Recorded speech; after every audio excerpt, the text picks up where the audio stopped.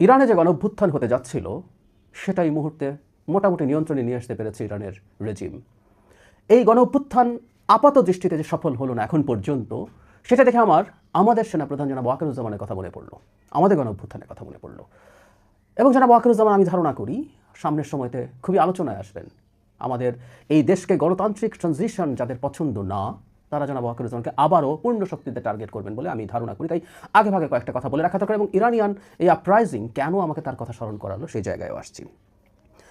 নির্বাচন বানচাল করা যাবে না, কিন্তু নির্বাচন বানচালের চেষ্টা হবে নানা দিক থেকে নানাভাবে। এই কথা গত বেশ কয়েক মাস থেকে বলে যাচ্ছি। এই দেশের বহু মানুষের নির্বাচন হবে কি হবে না এই ধরনের কনফিউশন থাকলেও আমি একদিনের জন্য এই কনফিউশন রাখিনি। কেন রাখিনি সেটা নিয়ে আমার নিজস্ব ব্যাখ্যা বহুবার দিয়েছি।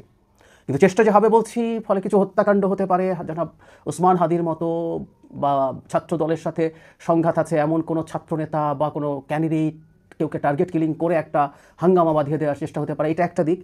কিন্তু আমি যেটা ধারণা করি সেটা হচ্ছে নির্বাচন যত ঘনিয়ে আসবে, মাঠে যে কোনো রকম পরিস্থিতি উদ্ভব হলে সেটা নিয়ে সেনাবাহিনী প্রধানকে আবার টার্গেট করা হবে এবং তাকে বিরাট একটা পাপের তালিকা দিয়ে তার অপসারণ চাওয়া হবে। এটা আমরা মোটামুটি নিশ্চিতভাবে বলতে পারি।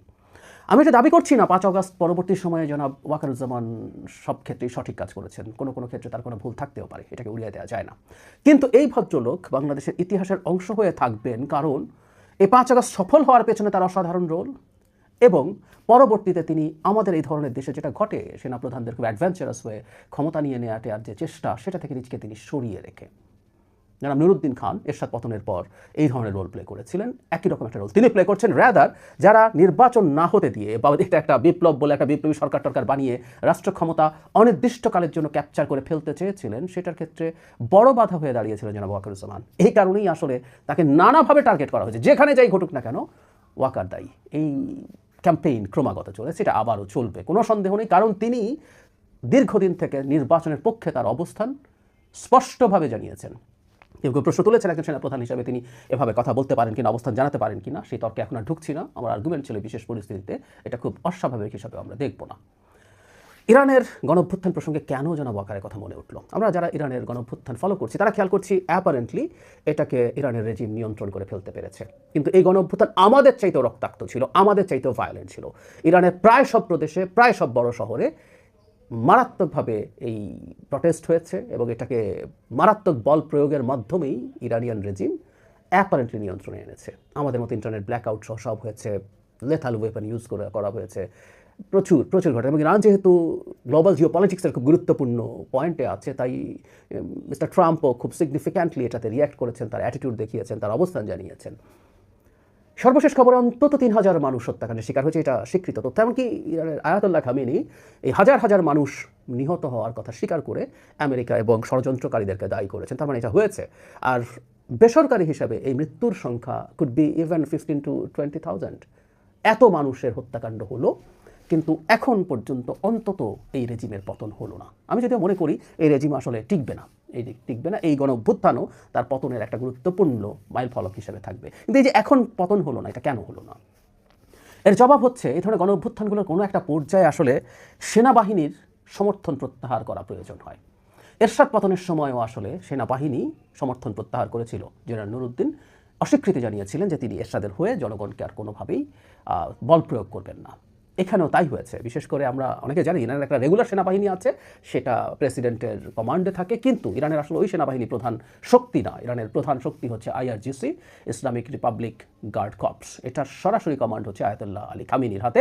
এটা শুধু দেশে না, এটার বাইরেও আরও বহু শাখা প্রশাখা আছে, প্রক্সিদেরকে মেনটেন করে। আমরা জানি যে লেবাননের হেজবুল্লাহ, তারপরে হৌতিরা আছে, যারা যারা আছে, ইনফ্যাক্ট হামাস আছে, প্রত্যেককে আসলে IRGC নিয়ন্ত্রণ করে। সো খুবই পাওয়ারফুল একটা বাহিনী। এই বাহিনী আসলে তার সমর্থন প্রত্যাহার করেনি ইরানের যে রেজিম তার উপর থেকে। এই কারণেই আসলে এই মারাত্মক ভায়োলেন্ট আপরাইজিংয়ের পরও অ্যাটলিস্ট এখন পর্যন্ত এরা টিকে আছে। এবং টিকে থাকার ফলে যেটা হয় প্রচুর রিপ্রেশন শুরু হবে।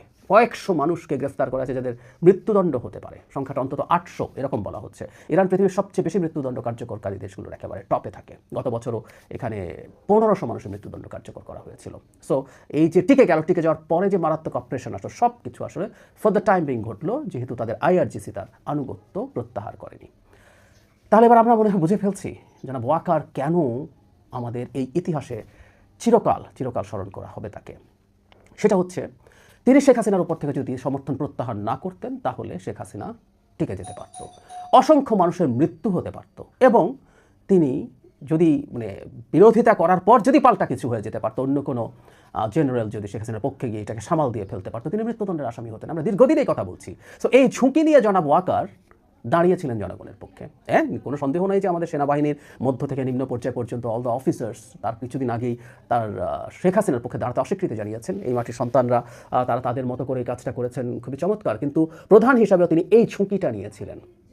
মজার ব্যাপার হচ্ছে এরপরও কিছু মানুষ তাকে ভিলেন বানানোর চেষ্টা করে কারণটা হচ্ছে ওই যে তিনি এই যে যারা সরকারের ভেতরের একটা অংশ, সরকারের বাইরের একটা অংশ, যাদের একটা অংশ দেশে থাকেন, বিদেশে থাকেন, অমুক গ্যাং তমুক গ্যাং বলে পরিচিত আছেন, কেউ ন্যারেটিভ তৈরি করেন, কেউ এটাকে অ্যাম্প্লিফাই করেন, কেউ এনার্কি তৈরির চেষ্টা করেন, প্রত্যেকের কমন শত্রুদের একজনে পরিণত হয়েছেন তিনি। ফলে আবারও জনাব ওয়াকারুজ্জামান টার্গেট হবেন। আমরা এটা চোখ বন্ধ করে বলে দিতে পারি, আমরা নিশ্চিত থাকতে পারি কতগুলো পাপের তালিকা তাদের দৃষ্টিতে আছে, সেগুলো সামনে আনা হবে। কিন্তু আমরা মনে করি বৃহত্তর স্বার্থে জনাব ওয়াকার যে কাজ জাতির জন্য করেছেন এবং দেশের ডেমোক্রেটিক ট্রানজিশনের জন্য এখন পর্যন্ত তিনি যে ধরনের অবস্থান নিয়েছেন, তাকে আমাদের সমর্থন বজায় রাখতে হবে। কারণ বাংলাদেশে এই মুহূর্তে তার উপরে যদি কোনো রকম কোনো চাপ তৈরির মাধ্যমে পরিস্থিতি তৈরি করার চেষ্টা করা হয়, সেটা আমাদের ডেমোক্রেটিক ট্রানজিশনকে খুব সিরিয়াসলি হ্যাম্পার করবে। এবং সেটা হ্যাম্পার্ড হওয়া মানে হু নোজ আমরা কোথায় যাব, এমনকি একটা গৃহযুদ্ধ তৈরি হওয়ার পরিস্থিতি তৈরি হয়ে যাবে।